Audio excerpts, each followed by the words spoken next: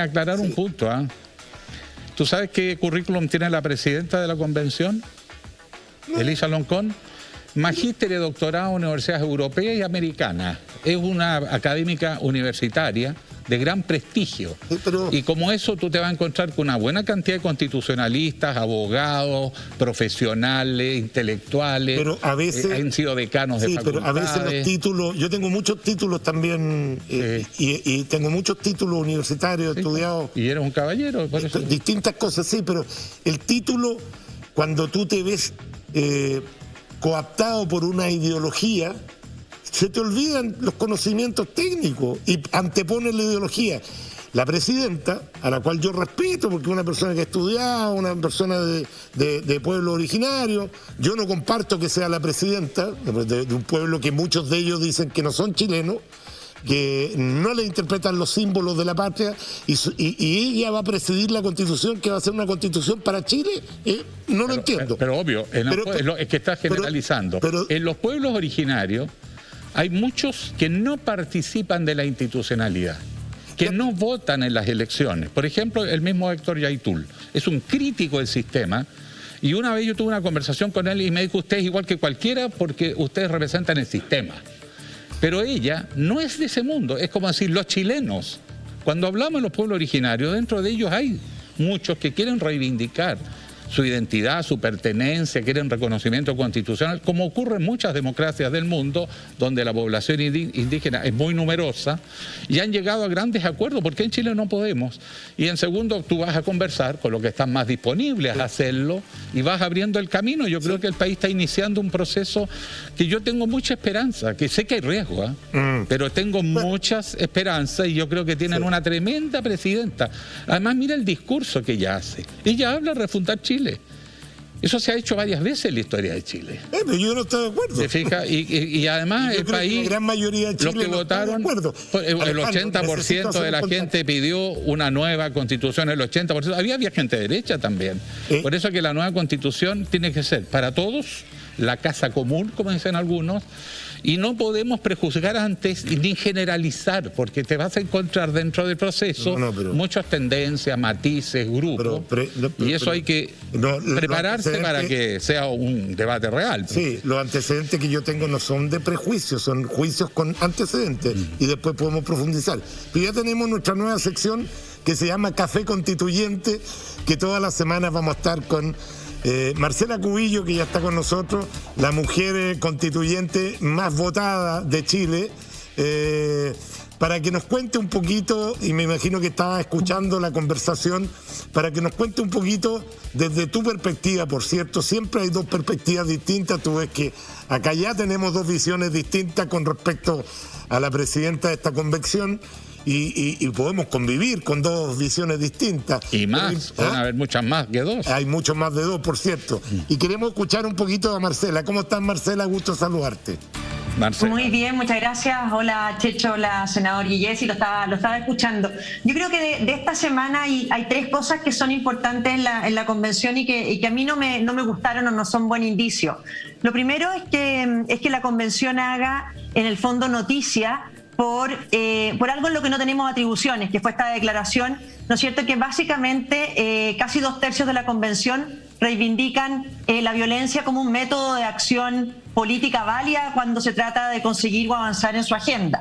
No tenemos atribuciones, una declaración que no es simplemente declarativa, de decir les pedimos o opinamos, sino que demandamos, dice el texto, ¿no es cierto?, al Congreso, al Poder Ejecutivo, en relación a los indultos de quienes están siendo privados de libertad por los hechos de violencia que han azotado Chile desde octubre del 2019. Lo segundo que a mí no me parece bien es que se haya hecho noticia por aumento de cargo, a la usanza de la vieja política, ¿no es cierto? Nuevas vicepresidencias, para repartirse más cómodamente los cargos. Y lo tercero que a mí no me parece, y ahí discrepo con el senador Guillén, porque esto no es un problema de título, creo que la conducción de esta semana ha estado marcada por el sectarismo y por la arbitrariedad. De verdad, aquí ha habido una gran cocina durante esta semana en que no hemos tenido ni siquiera claridad ni reglas claras ni para el uso de la palabra. La palabra no se otorga como en el Congreso, ¿no es cierto?, a quien la pide o en el orden que la piden, sino que van distribuyendo por distintos criterios. Incluso dijeron que alternando grupos sociales, políticos, por lo tanto no tenemos ninguna garantía ni ningún conocimiento de cómo se dan las palabras. se hace una votación, no les gusta la mesa, se les reclama de hecho, repiten la votación con preguntas distintas. Nosotros hicimos una propuesta de normas para los primeros 30 días, ni siquiera están dispuestos a discutirla. Simplemente la presidenta llega con su propuesta, con su idea, y hay que adherir o no adherir a la de ella.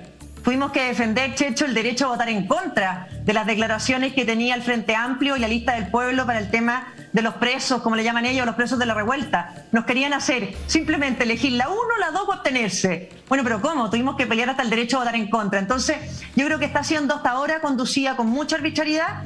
Es urgente cambiar la forma de conducirlo, pero aquí, de nuevo, decir quienes están a cargo de este proceso, quienes tienen la hegemonía, es claramente el Frente Amplio con el Partido Comunista, y ellos tienen que hacerse cargo si de verdad creemos lo que dice el senador Guillé, que yo estoy seguro que lo creen muchas personas, ¿no es cierto?, que aquí se construye una constitución en el que todos quepamos y no sea simplemente la casa de Baza y Loncón. Muy clara la posición de Marcela. Yo, bueno, no hay duda de que pensamos bien parecido al respecto y tiene algo que ver con lo que yo dije en mi ¿cómo que se llama? En mi editorial del día de hoy. Senador, usted seguramente le va a llegar esta petición o esta demanda de la constituyente. ¿Usted cree que le hace bien a Chile liberar a quienes destruyeron toda la zona cero, que incendiaron estaciones del metro, que vandalizaron supermercados, porque alguien quiere hacernos creer que son presos políticos? Porque hay cosas que este vaso es un vaso blanco con una mancha negra. La gente lo puede ver gris, lo puede ver, pero que es un vaso y que es blanco para usted y para mí. O sea, ¿quién puede demostrar que aquí hay presos políticos? Si fueran presos políticos, a lo mejor yo estaría exactamente en la misma posición que los constituyentes. No, en una democracia no pueden haber presos políticos.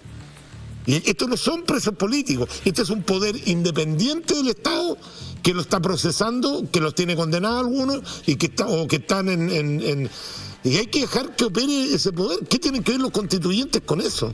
Entonces me gustaría conocer su opinión. A ver, pero en general los constituyentes sí tienen que ver, porque las protestas sociales fueron las que dieron paso a que la élite política se reuniera en noviembre con el presidente Piñera y decidieran convocar a una nueva constitución, a un plebiscito que diera lugar a la posibilidad de una nueva constitución, y acuerdan además un plebiscito de salida. Y por lo tanto, si no hubiese habido protesta social, no estaríamos en este proceso constituyente, y por lo tanto es natural que los constituyentes piensen que tienen que cerrar ese círculo, y que además es la vista de un bien superior, que es conseguir el apaciguamiento de los ánimos y la conducción. Segundo, el proyecto de ley no establece un perdonazo universal, cuidado. Lo que establece que las personas que participaron en el contexto de la protesta social y que fueron vinculados a faltas o delitos que habría que probar, entre paréntesis, sean perdonados con una amnistía. ¿Cuál es la diferencia en la amnistía?